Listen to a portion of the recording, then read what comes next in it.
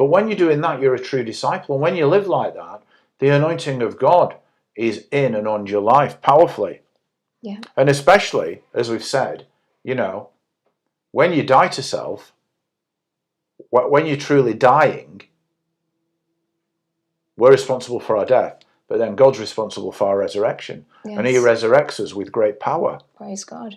And there's some things, it's like, you know, I really would have liked to, you know, maybe 15 years ago, maybe 12 years ago now, you know, I wanted to build, because I was building, you know, a property portfolio, building music business, building charity, building evangelism.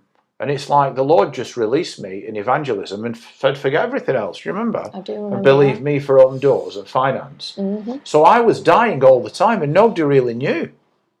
No, part of me was living in the gift of the evangelist. God opened great doors, great power, lots of salvation, healing, amazing connections, going all around the world. But part of me was dying daily because I wanted to build. But the Lord saw that and he knew that. And I needed healing and restoration myself. I was pretty burned out, very burned out.